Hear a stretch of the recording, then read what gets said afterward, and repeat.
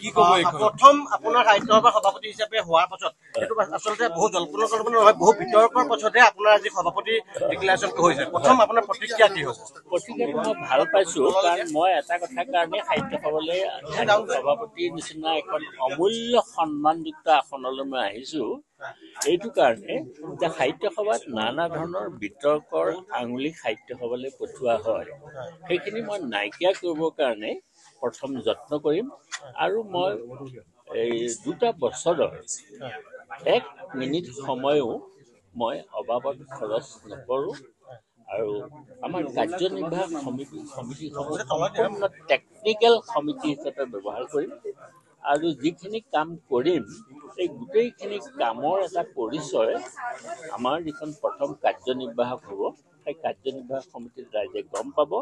আৰু মই এটা নতুন কৰিম এইবাৰ, যে অধিৱেশনৰ যিটো শেষৰ দিনটোতে আমি কাৰ্যভাৰ লোৱাৰ ব্যৱস্থা কৰিম। প্ৰথম কামটো হ'ল অসম সাহিত্য সভাই প্ৰথমতে কাম কৰিব অসমীয়া সাহিত্যৰ বুৰঞ্জী, হিষ্ট্ৰী অফ আছামিজ লেংগুৱেজ। এইটো আমি 1 নম্বৰ কাম কৰিম।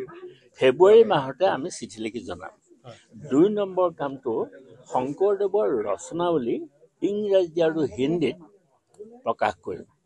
এই 2টা কাম আমি প্ৰথম সুযোগতে আমি ল'ম। নিৰ্বাচনী প্ৰক্ৰিয়া হওঁতে আপুনি এটা কথা কৈছিলে যে যিখন আমাৰ নিয়মাৱলী সংবিধান আছে তাতে বহুত ত্ৰুটি আছে, যিখন ত্ৰুটি ৰিফৰ্ম কৰিম বুলি আপুনি কিন্তু এই প্ৰক্ৰিয়াটো চলি থাকোঁতে আমাৰ আগত কৈছে। ইয়াৰ লগতে আৰু এটা প্ৰশ্ন সংযোজন কৰিছো যে যথেষ্ট বিতৰ্ক সাহিত্য সভাক লৈ পেলাই মানুহৰ আস্থা নোহোৱা হৈ গৈছে, গতিকে আপোনাৰ ওচৰত যথেষ্ট ক্ষমতা থাকিব সভাপতি হিচাপে, গতিকে এইবোৰ নিৰ্মূল হ'ব বুলি আশা কৰিব পাৰে। নিয়মাৱলী বিতৰ্কটো প্ৰথম আমাৰ সংবিধান, এই সংবিধানখন অকণমান সলনি কৰিব লাগিব। আৰু সংবিধানখনে সাহিত্য সভাক বিশেষ মুহূৰ্তত অকণমান বিপদতো পেলাইছে, গতিকে এই কামটো আমি কৰিম। দ্বিতীয়তে, যে সাহিত্য সভা সম্পৰ্কে যিবিলাক বিতৰ্ক আগতে হৈ গৈছে, মই এইটো ক'ব পাৰোঁ যে আমাৰ কাৰ্যকালত সাহিত্য সভাৰ কোনো বিতৰ্ক নহয়। সাহিত্য সভাৰ যিটো চৰিত্ৰ, সেই চৰিত্ৰ সাহিত্য সভাই পূৰ্বৰ দৰে যিটো গৰিমা, সেই গৰিমাৰ স্তৰলৈ লৈ যাব পাৰিম বুলি মই আশা কৰোঁ। এটা সময়ত সাহিত্য সভা বুলিলে সকলোৰে এটা আস্থা আছিলে, নতুন প্ৰজন্মৰ সাহিত্য সভা বুলিলে আস্থা নোহোৱা হৈছে। ছচিয়েল মিডিয়াত দেখা যায় যে সাহিত্য সভা বুলিলে সমালোচনা কৰে, সাহিত্য সভা নহয় সাহিত্য সভা বুলিহে ক'বলৈ লৈছে।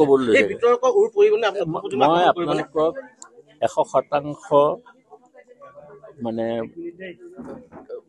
গেৰাণ্টি দি পেলাই ক'ব পাৰোঁ যে আমাৰ কাৰ্যকালত সাহিত্য সভাত কোনো বিতৰ্ক নাথাকে। প্ৰয়োজনত আপুনি কঠোৰ হ'ব? মই প্ৰয়োজনত কঠোৰ হ'ম, কাৰণ সংবিধানে সভাপতিকে আটাইতকৈ উচ্চ ক্ষমতাটো দি থৈছে। আৰু এই যিখন আসন, এই আসনখনৰ কোনো তুলনা নাই। গতিকে অতুলনীয় আসনখনৰ যিটো মৰ্যাদা, সেইটো মই ৰক্ষা কৰিবলৈ যত্ন কৰিম।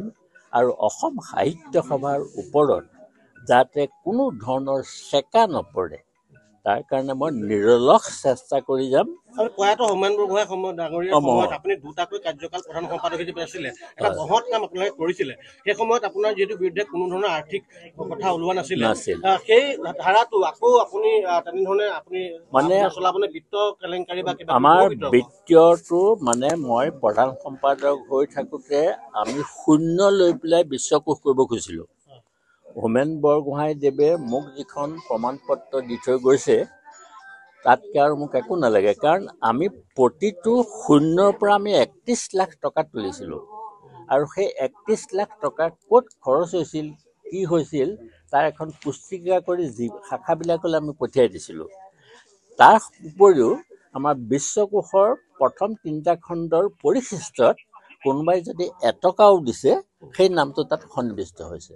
গতিকে সম্পূৰ্ণ মানে স্বচ্ছতাৰে সেই 31 লাখ টকা আমি তুলি খৰচ কৰিছিলোঁ। সেইটোৱেই নহয়, মই যেতিয়া কাৰ্যভাৰ হস্তান্তৰ কৰোঁ, তেতিয়া মোৰ পৰৱৰ্তীজন প্ৰধান সম্পাদকক মই ৩১ লাখ টকা দি গৈছোঁ, জমা দি গৈছে। গৈছোঁ। এটা কথা অভিযোগ উঠে, শেহত সুধিম মই আপোনাৰ পৰা, সাহিত্য সভাৰ প্ৰধান কাৰ্যালয় চন্দ্ৰকান্ত সন্দিকৈ ভৱন যোৰহাট আছে, কিন্তু শেহতীয়াকৈ শুনা যায় যে ইয়াৰ পৰা প্ৰায়বোৰ ক্ষমতা গুৱাহাটীলৈ বিকেন্দ্ৰীকৰণ কৰা হৈছে, লৈ যোৱা হৈছে। এই সাহিত্য সভাৰ প্ৰধান কাৰ্যালয়ৰ যি হৃদয় মৰ্যাদা আপুনি এইটো ঘূৰাই অনাৰ ক্ষেত্ৰত মই সেইটোৱেই ভোট গণনাৰ প্ৰক্ৰিয়াটো বোধ হয় ইয়াতে হ'ব লাগিছিল বা ৰ'ব, সেইখিনি সকলোৱে হ'ব। কাৰণ প্ৰধান কাৰ্যালয়টো চালিকা শক্তিটো আমি যোৰহাটৰ পৰা কৰিব লাগিব, কিন্তু প্ৰতিটো কাম হুৰমুৰকৈ কৰিলে নহ'ব।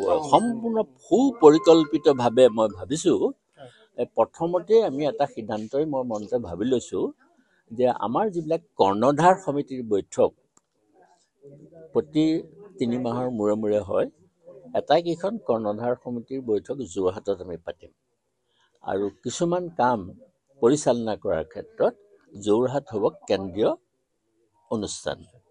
যোৰহাটৰ পৰাই কিছুমান কাম আমি চলাম। বহুত আছে, বহুত সলাবলগীয়া আছে। আপোনাসকলে দেখিব, প্ৰথম কাৰ্যনিৰ্বাহকতে মই অসম সাহিত্য সভাৰ যিটো কৰণীয়, যিটো জাতীয় জীৱনৰ চৰিত্ৰ, সেই চৰিত্ৰটো অসমৰ ৰাইজে প্ৰথম কাৰ্যনিৰ্বাহকতে দেখিবলৈ পাব। এইটো মই আপোনালোকক প্ৰশাসনিকভাৱে যথেষ্ট কঠোৰ, প্ৰশাসনিকভাৱে হওক আৰু যিকোনো কাৰণতে আমাৰ এটা শৃংখলা, যিটো শৃংখলা, বিত্তীয় শৃংখলাই হওক বা সামাজিক দায়বদ্ধতাই হওক, এই গোটেইখিনি আমি কঠোৰভাৱে পালন কৰিব। নতুন আমি এটা আশা প্ৰাণ পাব, সাহিত্য সভাই প্ৰাণ পাব, আমি আশা কৰিব পাৰোঁ। ইতিমধ্যে ৰাইজৰ পৰা সেই আস্থাটো হেৰাই গৈছিলে, আৰু সেই হেৰাই যোৱা আস্থা মই আপোনাসকলৰ আগত ক'ব পাৰোঁ প্ৰতিশ্ৰুতি দি, সেই হেৰাই যোৱা আস্থা মই ঘূৰাই আনিবলৈ যত্ন কৰিম। আপুনি বিচৰা বাতৰি পাব কেৱল নিউজ 18 এপত। নিউজ 18 এপ ডাউনলোড কৰিবলৈ স্কেন কৰক এই QR কোড। গুগল প্লে ষ্টৰতো পাব এই নিউজ 18 এপ।